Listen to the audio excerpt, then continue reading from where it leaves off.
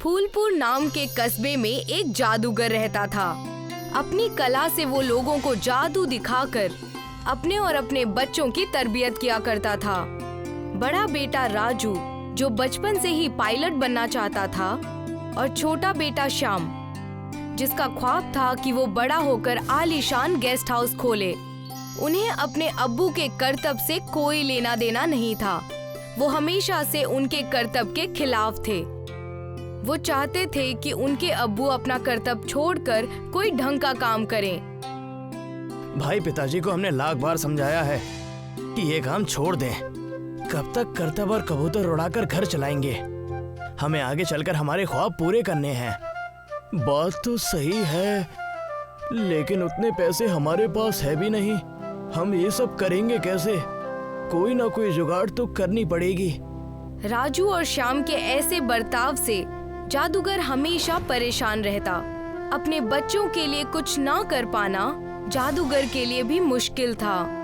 एक बार जादूगर जब अपना करतब लोगों को दिखा रहा था तो उसी करतब के दौरान उसे चोट लग जाती है और उसे हॉस्पिटल में दाखिल करना पड़ा। डॉक्टर ने कहा कि उन्हें बेड रेस्ट की जरूरत है।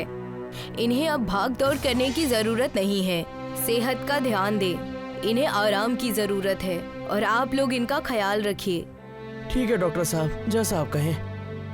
पहले ही कम दिक्कतें थीं, अब और हमारे खानदान में आ गई। एक तो हमारे घर पर एक ही आदमी थे जहां से आमदनी आ रही थी।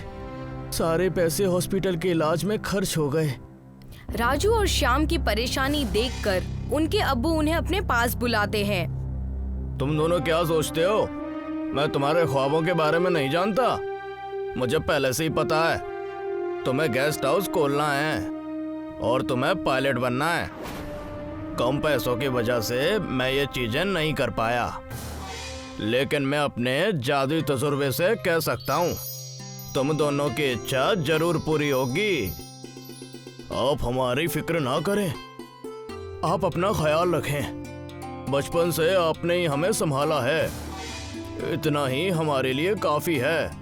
लेकिन हमारी इच्छाएं आपको कैसे पता चली? इस बारे में तो हमने आपसे कोई भी बात नहीं की। ओह, तो तुम्हारा अब्बू ही ना। वक्त आने पर तुम्हारे ख्वाब जरूर पूरे होंगे।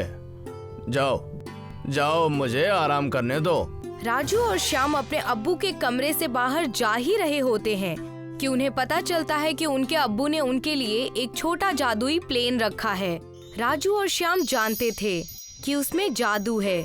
दोनों भाई जादुई एरोप्लेन लेकर खुले मैदान में जाते हैं और वहां जाकर देखते हैं। शायद इस मैदान में कोई काम बने। एरोप्लेन यहाँ रख दो और जादू देखो। राजू ने एरोप्लेन जैसे ही जमीन पर रखा, देखते ही देखते एरोप्लेन पूरे मैदान में आ गया। अरे वाह, तुम्हारा काम तो पूरा हो गया। जरूर पिताजी ने मेरे बारे में भी कुछ सोचा होगा। इससे हम व्यापार करेंगे। विदेशी लोगों को हमारे गांव में विमान से लाकर उसका इस्तेमाल करेंगे। मुझे तो यकीन ही नहीं हो रहा है। हमारा कारोबार बहुत चलेगा अगर हम इसे चला पाए तो। ठीक वैसा ही हुआ। राजू अपने जादुई एरोप्लेन से विदेश जाकर विदेशियों को लाता। वक्त बीत रहा था। जादूगर की तबीयत अब ठीक हो रही थी। अपने बच्चों को खुश देखकर वो भी बेहद खुश था और एक दिन अपने बच्चों के एरोप्लेन के चक्कर लगाने के लिए जादूगर चला जाता है। अरे वाह राजू बेटे, तुमने तो बहुत अच्छा धंधा संभाला हुआ है। मैंने तो एक छोटी सी एरोप्लेन रखी थी यहाँ पे। देखने से लग रहा है कि दोनों भाइयों ने मिलके एक आलीशान महल बना दिया है। अरे अब्बू, ये सब आपके जादू की वजह से ही तो हुआ है, वरना हम कहाँ जाते। राजू भैया भी बहुत खुश हैं। जी अब्बू, मेरा बचपन का पायलट बनने का ख्वाब भी पूरा हो गया।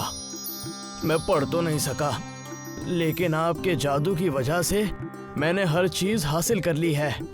राजू का एरोप्लेन से बेहद अच्छा कारोबार होने लगा था और शाम राजू के एरोप्लेन से विदेशियों का स्वागत करता था और उन्हें कस्बे घुमाने का काम किया करता था। दोनों भाई अच्छा पैसा कमा रहे थे। विदेशी उनके काम से खुश होकर उन्हें ज्यादा पैसे दे दिया करते थे। सुनो, हम तुमसे कहना चाहता है कि एरोप्लेन में ही गेस्ट हाउस शुरू कर दो। इससे तुम्हारा ज्यादा मुनाफा होगा। मैं ऐसा ही करूँगा। मैं इस बारे में सबसे बात करता हूँ। Thank you. श्याम विदेशी की बात सुनकर अपने भाई और अपने अब्बू से कहता है, भाई और अब्बू, मुझे आपसे एक ज़रूरी बात करनी है। क्यों ना हम एरोप्लेन में ही गेस्ट हाउस चालू कर दें। इससे हम लोगों को अपने गांव में ही नहीं बल्कि कई सारे गांव में भी घुमाएंगे। सही कहा, लोग घूम भी लिया करेंगे और वहीं आराम भी कर लिया करेंगे। तुम दोनों की बातें मुझे बेहद अच्छी लग रही हैं। बस एक शर्त है, इसमें तुम्हारा साथ मैं भी दूंगा। सब बेहद खुश हो जाते हैं और एरोप्लेन में गेस्ट हाउस बनाने की तैयारी करते हैं। एरोप्लेन बाहर से मामूली था, लेकिन अंदर जाते ही ऐसा लगता था मानो आलीशान महल हो। लोग एरोप्लेन गेस्ट हाउस में खूब मजे से सवारी करने लगे। देखा, मैंने कहा था ना, इससे तुम्हारा धंधा बहुत अच्छा हो जाएगा। शुक्रिया। मुझे नहीं लगा था कि मेरा गेस्ट हाउस खोलने का ख्वाब कभी पूरा हो पाएगा। इसलिए हमने तय किया है। क्या? मुझे भी बताओ। हमारे खानदान ने तय किया है कि आने वाले पूरे 1 साल तक तुम्हें हम फ्री में घुमाएंगे और अपने एरोप्लेन गेस्ट हाउस में फ्री में रहने देंगे। और इसी तरह राजू और श्याम का एरोप्लेन गेस्ट हाउस दुनिया भर में मशहूर हो गया। लोग बहुत दूर दूर से उनके पास आते और उसका आनंद लेते, और वो विदेशी आदमी भी उनके रंग में रंग गया था।